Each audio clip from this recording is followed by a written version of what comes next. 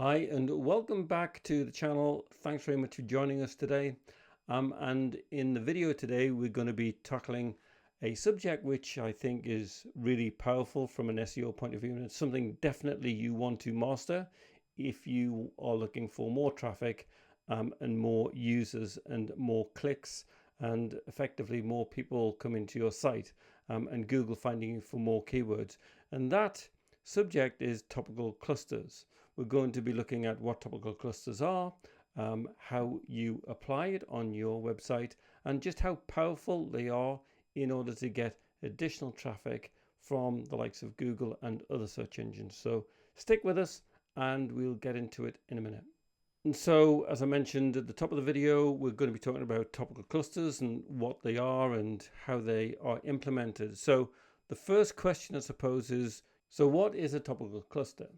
A topical cluster is basically a set of pages on your website that covers the topic in question in its entirety. Okay, and it's often referred to as a hub and spoke model, where the hub is the central overarching article. So that could be the corner, that could be, say, a service or a category that you sell or offer in your business, and you write a really full and deep article about that specific topic. But what you've also then got are supporting articles which ultimately fill in some of the gaps or go into the specific subtopics on that page in a little bit more detail.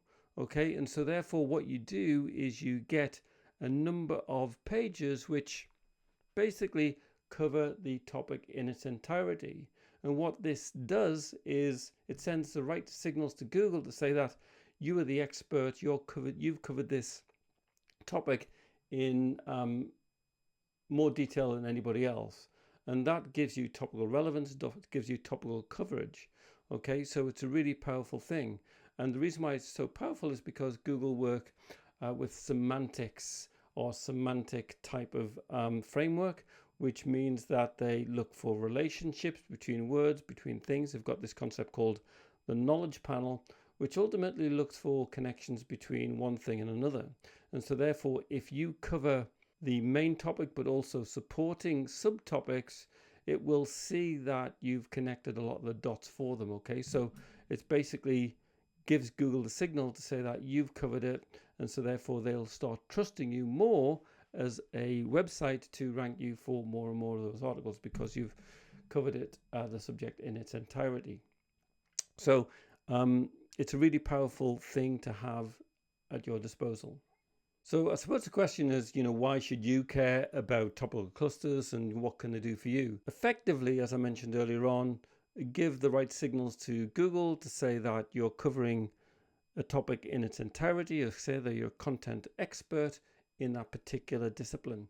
But it also gives structure to your website, okay, and it also allows the search engines to understand the content pages on your website and give it a better, clearer understanding of what your website is about. And so when you're creating a cluster or number of clusters on your website relating to your topics that you're covering, the products that you're selling maybe, it gives a clear indication to Google and search engines that you've got a definitive structure to your website, and therefore you get topical relevance.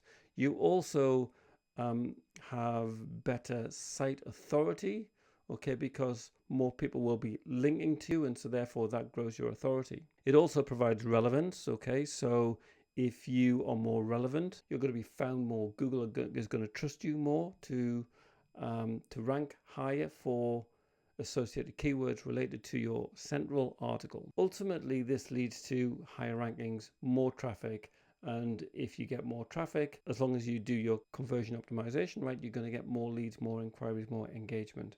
So the next question to tackle is, how do you create topical clusters for your website?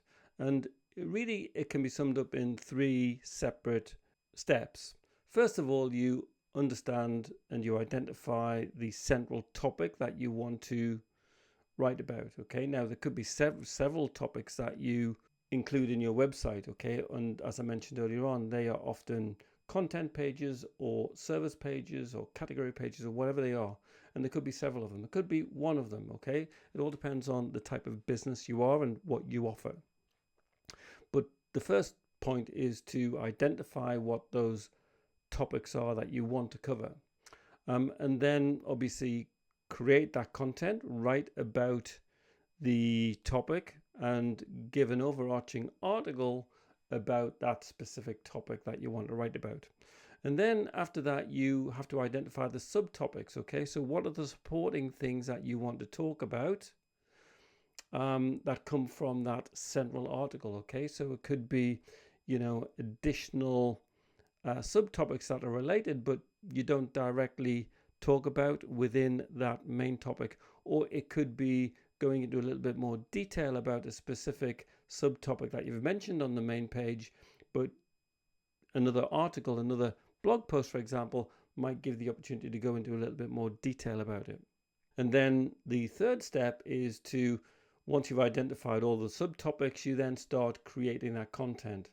Okay, so you create the content, all the subtopics, and then you have to then interlink between all of those pages and then link back to the main page. And I suppose the easiest way to visualize this is like a daisy chain.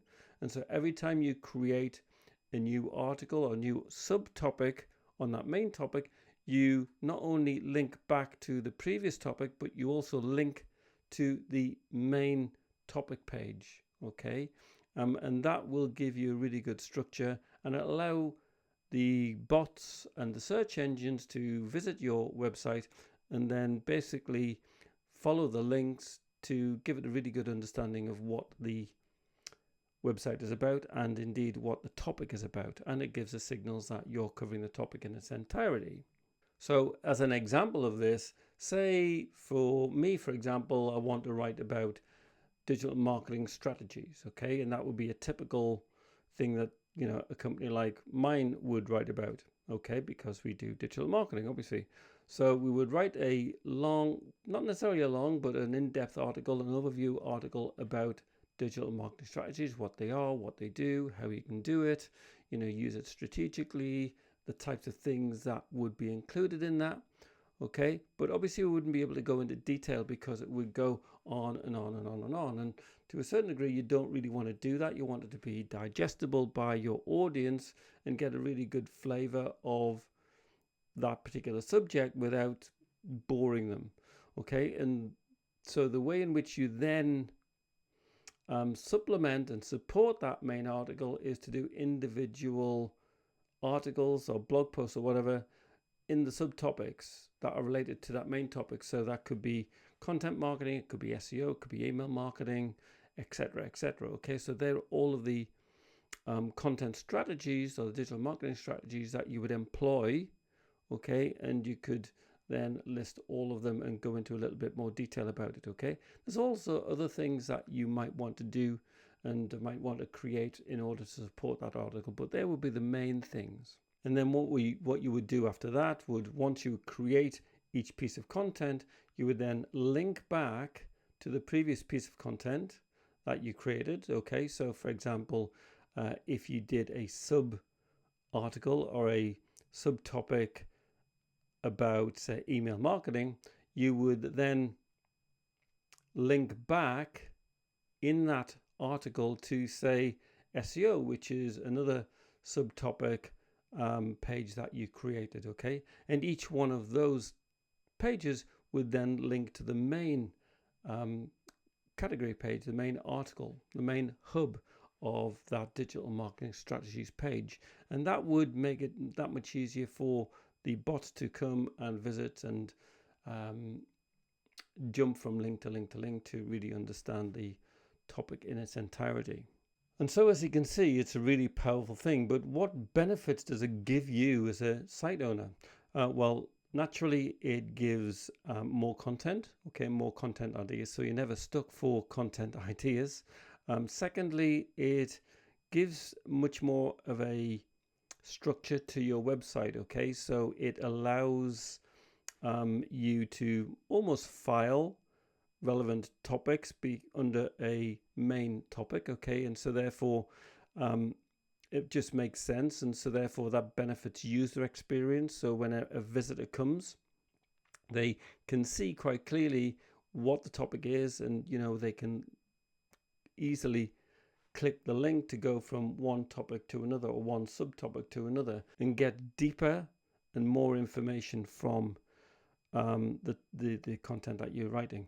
And ultimately it makes you an authority in that particular topic, not only from an audience point of view, but also from a search engine point of view. When that becomes the case, and Google and other search engines recognize that, it'll start ranking you for more pages, more keywords, and so you'll get more links.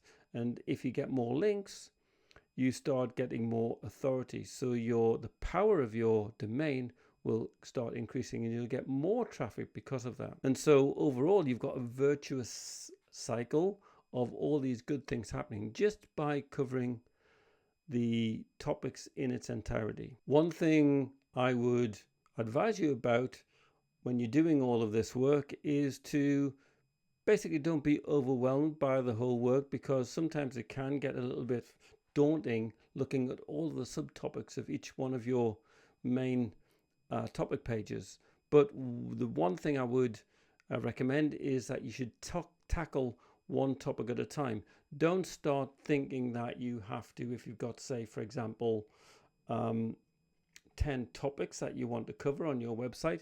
Don't think that you have to create 10 topics and then start building randomly all of these subtopic pages.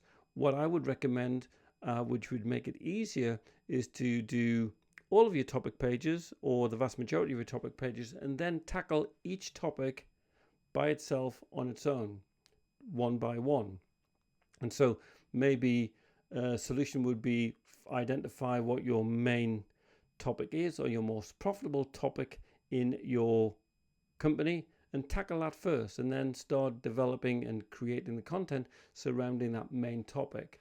And what you'll find is that over time you'll get more traffic for that specific topic, and Google will recognize you as an authority. And another myth that I want to bust, and you shouldn't really do unless you've got the resources to do it, of course, is to do it all at once. So you don't have to have a full couple of days just like churning out content. At the end of the day, identify the resources that you've got that you can use to do this content, create this content, and then do that within your own limit. Okay, but maybe that's an article a week, an article a day, an article an hour, who knows? Okay, but do it in a way that makes sense for you and within the resources that you've got. Okay, just don't think that you have to put a whole load of content up there at once.